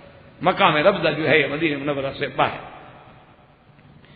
اچھا، جب ربضہ میں گئے تو وہاں کا جو امیر تھا، یعنی یوں سمجھ لیں جیسے ہر علاقے کا امیر ہوتا ہے، جیسے اب بھی ہے ماشاءاللہ اسلامی شریعت کے مطابق، تو جو علاقے کا امیر تھا وہ غلام تھا حضرت عثمان کا، وہ وہاں امیر بنا ہوا تھا، آپ نے اس کو امیر بنایا تھا.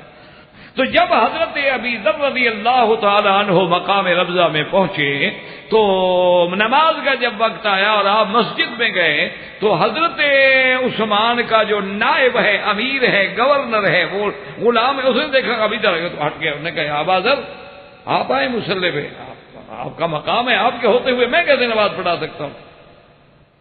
جب آپ آ گئے ہیں تو اب نماز آپ پڑھایا کریں گے۔ تو حضرت ابی ذر نے کہا کہ لا واللہ، تم چونکہ نائب ہو عثمان کے، اور نائب جو ہے وہ امیر کے حکم میں ہوتا ہے، مصلی پہ کھڑے ہونا تیرا حق ہے، میں تیرے پیچھے نماز پڑھوں گا۔ اگر حضرت عثمان کے فیصلے سے ناراض ہوتے تو اس کے غلام کے پیچھے نماز پڑھتے۔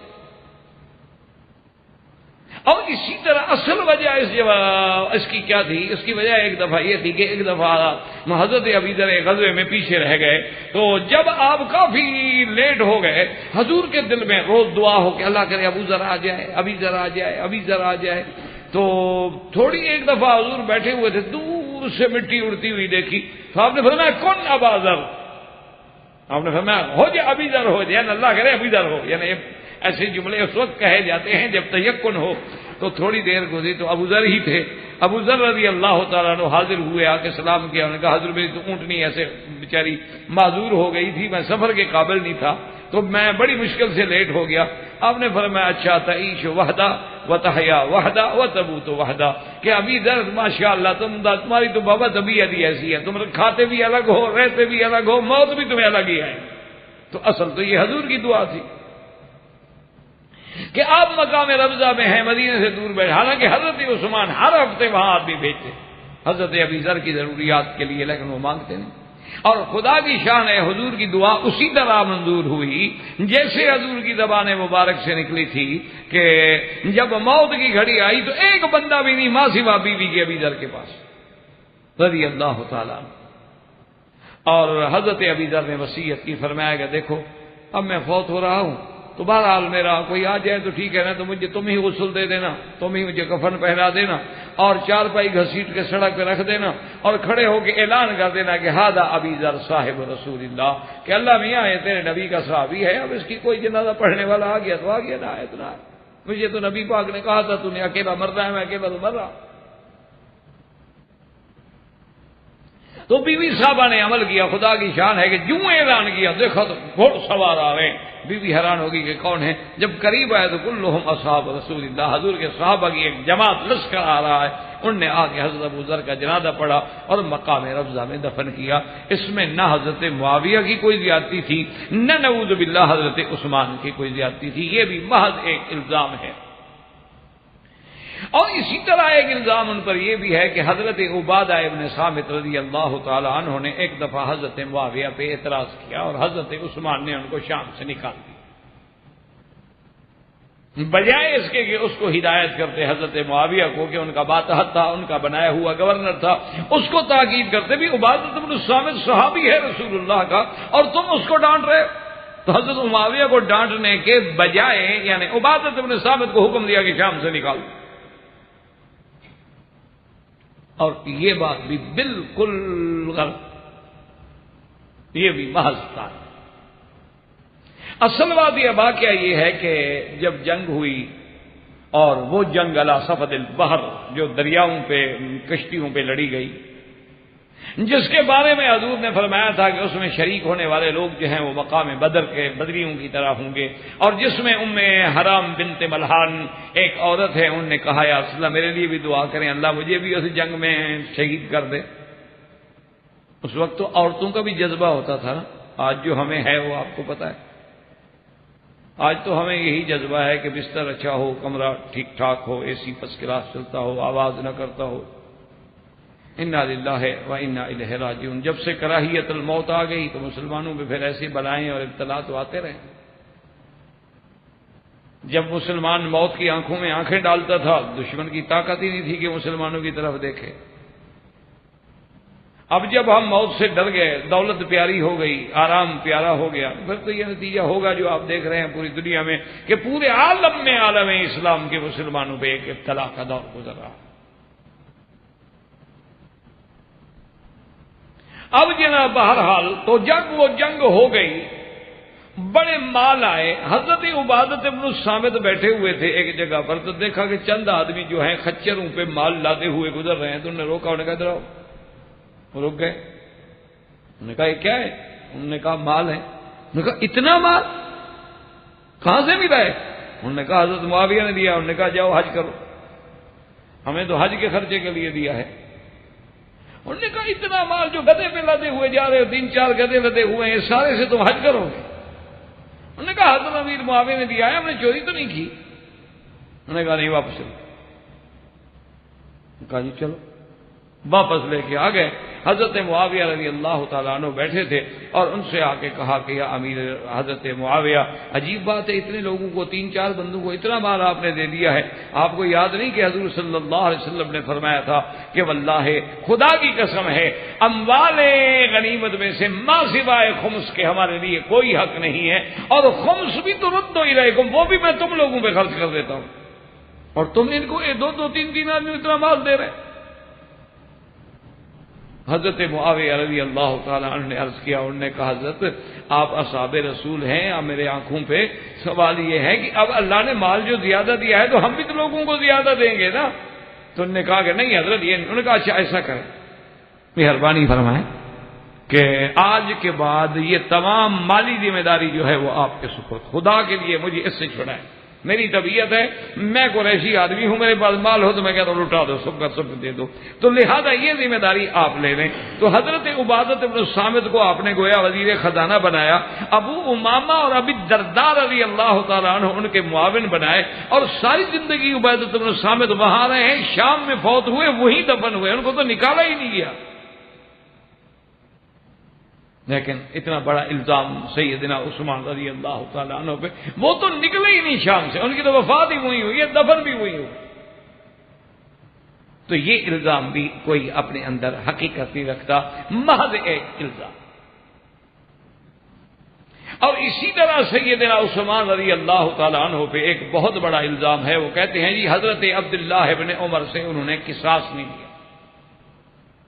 کہتے ہیں کہ حضرت عمر نے چونکہ آپ کے بارے میں ذرا نصیحت کر دی تھی کہ خلیفہ بنایا جائے, تو حضرت عبداللہ ابن عمر, حضرت عمر کے بیٹے ہیں عبداللہ, تو انہوں نے ہرمزان احواز کا بادشاہ ہے, انہوں نے ہرمزان کو قتل کیا, ابو لولو کی بیٹی کو قتل کیا, جفینہ انصاری کو قتل کیا, 3 آدمی قتل کر ڈالے, اور حضرت عثمان کے سامنے کیس لایا گیا, اور آپ نے ان سے بدلہ ہی نہیں لیا, قصاص ہی نہیں لیا. تو جو آدمی قصاص نہ لے, ایک مسلمان کو قتل کر دیا جائے, اور پھر باقاعدہ وہ مقدمہ آپ کی دربار میں نہیں لایا گیا, یہ تو ہے نا کہ حضرت عثمان کہہ سکتے تھے کہ مجھے پتہ نہیں لگا, لیکن حضرت عثمان کی دربار میں, آپ کی عدالت میں, خلافت میں باقاعدہ وہ مقدمہ دائر ہوا کہ حضرت عبداللہ ابن عمر نے ہرمزان کو مارا ہے, آپ نے ابو لولو کی لڑکی کو مارا ہے, اور آپ نے جفینہ کو مارا ہے, ان کا قصاص ہونا چاہیے, لیکن آپ ٹالتے رہے, لیکن حضرت عبداللہ ابن عمر سے قصاص نہیں لیا. تو جو آدمی ایک مسلمان کے قتل کا قصاص نہ لے سکے, وہ نبی کا خلیفہ کیسے بن گیا؟ افسوس تو یہ ہے نا کہ ہم دونوں کے غلام ہیں, ورنہ اگر ہم یہی بات حضرت علی کے بارے میں کہہ دیں کہ عثمان کا قصاص نہیں لیا, تو وہ خلیفہ کیسے بن گئے؟ پھر کیا جواب ہوگا؟ فما ہوا جوابکم فہو جوابنا, جو اس کا تم جواب دے دو وہی ہمارا سمجھ لو. لیکن ہم تو اعتراض نہیں کر سکتے, ہم تو غلام ہیں, جیسے حضرت عثمان کے غلام اسی طرح حضرت علی کے غلام.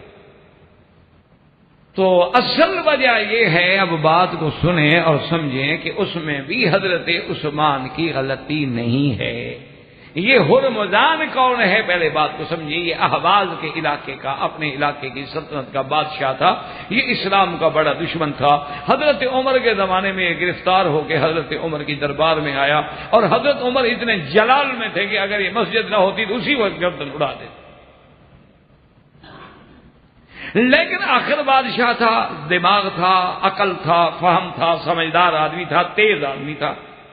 جب اس کو پکڑ کے لے آئے اور وہ ہانپتا کامتا حضرت عمر کے دربار میں آیا, تو اس نے کہا کہ حضرت عمر آپ جو بھی مجھے سزا دیں دیں, لیکن میں اس وقت پیاس سے مر رہا ہوں, کیا مجھے پانی مل سکتا ہے؟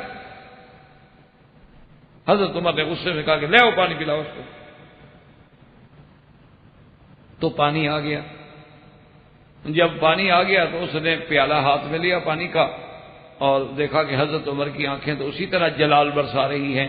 تو آدمی بڑا تیز تھا، اس نے کہا کہ امیر المومنین میں پانی پینے لگوں اور آپ مار دیں تو اس سے بہتر ہے کہ پہلے ہی مار دیں، ورنہ یہ ہے کہ مجھے پانی پینے تک امان دے دیں گے، جب تک میں پانی نہ پی لوں مجھے نہیں ماریں گے، میں تسلی سے پانی تو پی لوں نا. آپ نے کہا ٹھیک ہے تمہیں امان ہے، جب تک پانی نہیں پیو گے میں نہیں ماروں گا. اس نے پیالہ نیچے پھینک دیا، توڑ دیا. انہوں نے کہا میں پانی پیتا ہی نہیں، آپ مجھے کیوں ماریں گے، میں نہیں پیتا پانی، جب تک میں پانی نہ پیوں آپ مجھے نہیں مار سکتے، آپ نے مجھے امان دی ہے، آپ امیر المومنین ہیں. تو حضرت عمر نے کہا بھی آدمی تو بڑے تیز ہو، ایسے آدمی کو تو بہتر تھا کہ تم عقل والے آدمی اسلام کیوں نہیں قبول کرتے، تمہیں یہ باتیں سمجھ آتی ہیں، اسلام سمجھ نہیں آتا.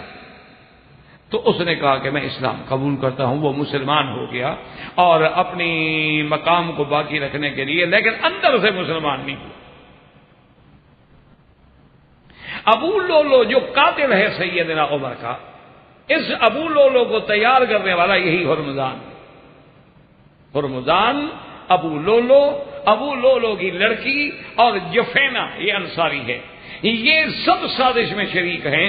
وہ خنجر بنانے والا جو ہے وہ ابو لولو ہے، لیکن اس کو زہر میں بجھانے والا، سبق پڑھانے والا یہ ہرمزان ہے.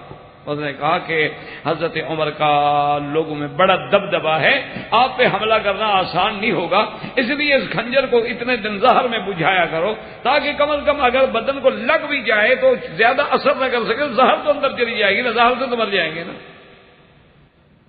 تو یہ ساری سازش کا اصل سرغنہ جو ہے یہ ہرمزان. تو جب یہ واقعہ تو حضرت عبداللہ ابن عمر نے ان کو اپنے والد کے قتل کے غصے میں قتل کیا کہ میرے باپ عمر کو مارنے والے یہ ہیں اور سازش کرنے والے یہ ہیں. جب ان پہ سازش کھلی تو عبداللہ ابن عمر نے، اور پھر یاد رکھے کہ جفینہ جو ہے وہ انصاری ہے، ابو لولو کی بیٹی جو ہے وہ مجوسیہ ہے،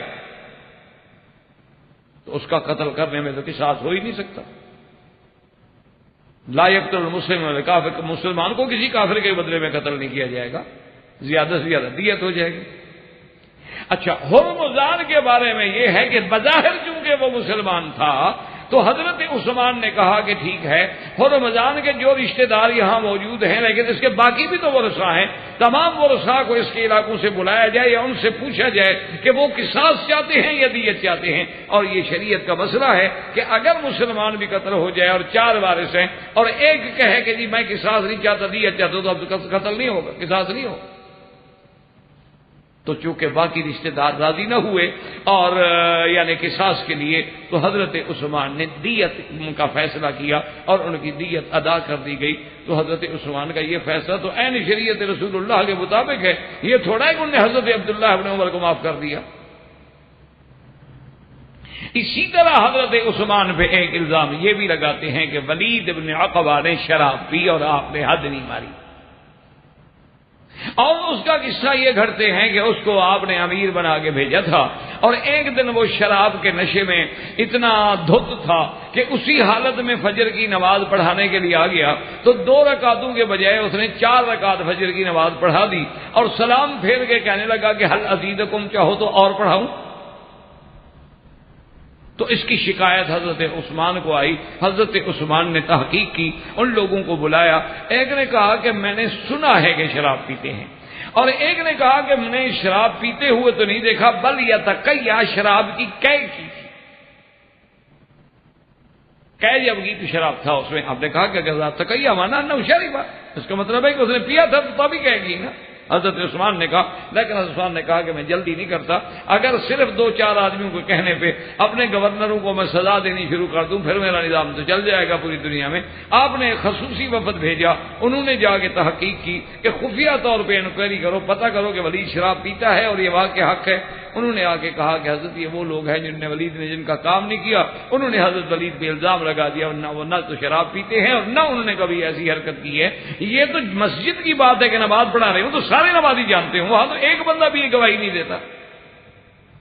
تو چونکہ وہ الزام غلط تھا تو حضرت عثمان ان پہ حد کیسے جاری کر. اور اسی طرح ایک الزام ان پہ یہ لگایا جاتا ہے کہ انہوں نے بقیع الغرقد کا علاقہ جو تھا وہ قرق کر لیا، اور بہت بڑا علاقہ تھا. صحابہ حضور آپ کی خدمت میں آئے اور انہوں نے کہا کہ آپ نے یہ کیا کیا؟ وہ کہتے ہیں دیکھو جی بقی کو قرب کر لینا اور مسلمانوں کو اس سے محروم کر دینا اس کے منافع حاصل کرنے سے، تو یہ بھی حضرت عثمان کا ایک بڑا نعوذ باللہ غلط عمل ہے۔ حالانکہ بات یہ تھی کہ حضرت عثمان نے اس علاقے کو لیا، لیکن آپ نے وہ چراگاہ بنا دی تمام صدقات کے اونٹوں کے لیے۔ جب صحابہ آئے انہوں نے کہا کہ حضرت عثمان آپ نے یہ ایسا کیوں کیا؟ تو انہوں نے کہا میں نے تو ایبل صدقہ، جو صدقہ کے اونٹ ہیں ان کے لیے چراگاہ بنائی ہے، کہ میں نے اپنے لیے تو نہیں لے لیا۔ تو انہوں نے کہا کہ حضور کے زمانے میں بھی تھا، انہوں نے کہا کہ حضور نے فرمایا تھا کہ لا حما الا حمار اللہ والرسول، یہ تو حدیث ہے حضور کی، میں نے تو اس پہ عمل کیا ہے۔ صحابہ نے کہا حضور نے بھی بنایا تھا لیکن وہ تو تھوڑی سی جگہ تھی، آپ نے تو اتنا بڑا بنا دیا ہے۔ انہوں نے کہا اللہ کے بندے، حضور کے وقت میں کتنی مال غنیمت تھا اور صدقات کے اونٹ تھے اور اب کتنی ہیں، آپ خود اندازہ کر لیں، اسی تناسب سے جتنا کہیں میں بنا لیتا ہوں باقی میں چھوڑ دیتا ہوں۔ کہ اگر حضور کے زمانے میں 100 اونٹ تھا تو اب تو 2-3 ہزار 4,000 اونٹ ہیں، تو اس کے مطابق جگہ رکھنی ہوگی۔ صحابہ مطمئن ہو گئے۔ تو یہ بھی حضرت عثمان رضی اللہ تعالی عنہ پہ محض ایک تان۔ اور اسی طرح یاد رکھیں کہ سب سے بڑا تان جس کو بڑا اچھالتے ہیں وہ کہتے ہیں کہ حضور کے سارے صحابہ جو ہے نا حضرت عثمان سے ناراض تھے اور حضرت عثمان کے قتل پہ سارے صحابہ راضی تھے۔ حضرت عثمان رضی اللہ تعالیٰ عنہ سے سارے صحابہ ناراض تھے اور حضرت عثمان رضی اللہ تعالیٰ عنہ کے قتل پہ سارے صحابہ راضی تھے۔ تو جس پہ سارے صحابہ ناراض ہوں، جو حضرت کے قتل ہونے پہ راضی ہو جائے تو ایسا آدمی کیسے خلیفہ بن سکتا ہے؟ تو یہ بھی محض الزام ہے جس کے اندر کوئی حقیقت۔ آپ حقیقت اگر دیکھیں جب حضرت عثمان محصور ہیں۔ اچھا اسی طرح ایک اسی کے ساتھ چونکہ وہ الزام ہے میں عرض کر دوں، کہتے ہیں جی اسی لیے تو 3 دن تک آپ کی لاش پڑی رہی اور آپ کو کسی نے دفن ہی نہیں کیا، کیونکہ صحابہ تو راضی نہیں۔ تو جن سے حضور کے سارے صحابہ ناراض ہوں، حالانکہ یہ بھی محض الزام ہے، محض الزام۔ اگر صحابہ کا اتنا بڑا شان ہے تو تم بھی تو صحابہ میں ناراض نہ ہوا کرو نا۔ اگر صحابہ حضرت عثمان سے ناراض ہو جائیں اور یہ چیز قابل اعتراض ہے تو تمہارا صحابہ پہ ناراض ہونا، تمہارا صحابہ کے بارے میں غلط خیالات رکھنا، پھر یہ کیسے حلال ہو گیا؟ اصل بات سنیں کہ یہ سارا کوئی جس میں کوئی حقیقت نہیں ہے۔ حضرت عثمان جب معصور ہیں تو حضرت زید ابن ثابت جو ہے وہ انصار کی طرف سے آئے، حضرت عبداللہ ابن عمر مہاجرین کی طرف سے آئے، اور ان دونوں نے آ کے آپ کی حویلی کے باہر کھڑے ہو کے کہا کہ یا امیر المومنین فامرنا، ہمیں حکم دیں۔ یہ کون ہے؟ بلکہ انہوں نے تو اتنے سخت لفظ کہے، انہوں نے کہا یہ جو 100-150 آدمی آیا ہوا ہے نا، ان کو تو اگر ہم ویسے آواز سے بھی دبکا دیں تو ان کا تو پیشاب نکل جائیں گے کپڑوں میں، یہ لڑنے والے ہیں ہمارے امیر سے، آپ حکم تو دیں ہم ان کو سیدھا کرتے ہیں۔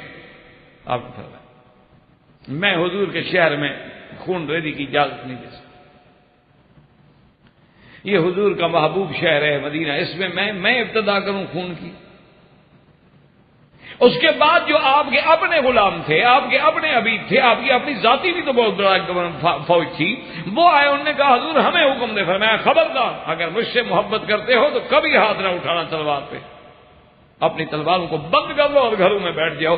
زیادہ سے زیادہ وہ مجھے شہید کرنے کے لیے آئے ہوئے ہیں، غصے میں مجھ سے بدلہ لینا چاہتے ہیں، مجھے تو اللہ کے نبی نے پہلے ہی بتا دیا تھا کہ تو نے شہید ہونا ہے، تو لہذا میں کیوں اپنی وجہ سے مدینہ منورہ کی گلیوں میں خون پھیلانے کا ذریعہ بنوں؟ اسی طرح اب آپ دیکھیں کہ حضرت علی نے اپنے دونوں بیٹوں کو، حضرت حسین کو پہرے پہ کھڑا کیا، حضرت طلحہ نے اپنے بیٹے کو کھڑا کیا، حضرت زبیر نے اپنے بیٹے کو کھڑا کیا کہ سب پہرا دو حضرت عثمان پہ۔ اگر صحابہ نہ چاہتے ہوں تو یہ تمام جلیل القدر صحابہ اپنی اولادوں کو حضرت عثمان کے پہرے پہ لگا دیں۔ اچھا، اور پھر اگر میرے شیعہ حضرات توجہ کر لیں، غور کر لیں، یہ میں نے ذکر بھی اسی لیے کیا ہے مناقب کے اندر کہ شاید خدا کرے کہ کسی کے دل میں کوئی بات بیٹھ جائے اور کسی کی ہدایت کا ذریعہ بن جائے، اگر وہ سکون دل کے ساتھ ان الزامات کو سمجھے، سنے، پڑھے تو شاید میرا اللہ قادر ہے کہ شاید کہ اتر جائے تیرے دل میں میری بات۔ تو ورنہ اب آپ ٹھنڈے دل سے سوچیں، حضرت علی کو بتائیں، حضرت علی نے جب آپ کو کہا گیا کہ حضرت کا قتل عثمان، پتہ حضرت نے کہا، فرمایا واللہ لعن اللہ قتلت عثمان فی السہل والجبل. اور اسی طرح صحیح روایت ہے جو شریف مرتضیٰ نے اپنی کتاب میں بھی کی ہے، اس نے لکھا ہے باقاعدہ اپنی کتاب میں کہ یوم الجمل، یعنی جس دن جنگ جمل ہوئی نا بی بی عائشہ، چونکہ قصاص لینا چاہتی تھی نا بی بی عائشہ، تو قیل علی رضی اللہ تعالی عنہ، حضرت علی سے آ کے کہا گیا نہ عائشہ یلعن قتلۃ عثمان، بی بی عائشہ عثمان کے قاتلوں پہ لعنت بھیج رہی ہیں. تو حضرت علی کھڑے ہوئے فرمایا کہ نعم ما قلت، بی بی صاحبہ نے جو کچھ کہا ہے صحیح کہا ہے. اس لیے روایت میں فقال علی یوم الجمل لعن اللہ قتلۃ عثمان فی السہل والجبل، اللہ تبارک و تعالی وہ زمین میں ہوں یا پہاڑوں میں خدا ان پہ لعنت کرے. انہوں نے کہا بی بی عائشہ نے ٹھیک کہا، میں بھی ان پہ لعنت بھیج. تو حضرت علی رضی اللہ تعالی عنہ پہ لعنت بھیج. اور یہاں تک 3 دن لاش کی بات ہے، یہ بالکل سفید جھوٹ ہے. حضرت 18 ذی الحجہ کو یوم الجمعہ بعد عصر شہید ہوئے ہیں اور اسی رات میں تدفین ہوئی ہے. اور حضرت جبیر ابن مطعم نے جنازہ پڑھایا ہے، صحابہ جنازے پہ حاضر ہوئے ہیں. اور صحابہ کہتے ہیں کہ جب ہم حضرت عثمان کی لاش کو لے کے جنت البقیع کی طرف جا رہے تھے تو ہم نے پیچھے دیکھا کہ ایسے بہت بڑا اجتماع، جیسے پیچھے کوئی بہت بڑا لوگوں کا جتھا آ رہا ہو، بڑا عظیم اجتماع آ رہا ہو. تو ہم گھبرا گئے کہ شاید وہ مخالفین جو ہیں قتلۃ عثمان جو ہیں شاید وہ کمک لا کے آ رہے ہیں اور لاش چھین لیں گے ہم سے، نعوذ باللہ شاید وہ لاش کو بھی نقصان پہنچائیں. لیکن اس مجمع سے آواز آئی کہ آپ آرام سے دفن کریں، یہ سارا لشکر جو ہے ملائکۃ السماء، اللہ کے فرشتوں کا لشکر ہے. اور ایک روایت مبارک میں آتا ہے کہ حضور نے فرمایا یوم یموت عثمان یصلی علیہ الملائکہ، میرا عثمان جس دن فوت ہوگا اللہ کے فرشتے اس پہ جنازہ پڑھیں گے رضوان اللہ تعالی علیہم اجمعین. تو اتنے بڑے آدمی کے لیے اچھا. اور اس کے بعد دیکھو نا جی کہ دروغ گورا حافظہ نباشد، جھوٹے آدمی کو بات ہی آتی رہتی. اگر حضرت عثمان پہ سارے صحابہ ناراض تھے تو یہ لڑائی کس سے ہوئی حضرت علی کی؟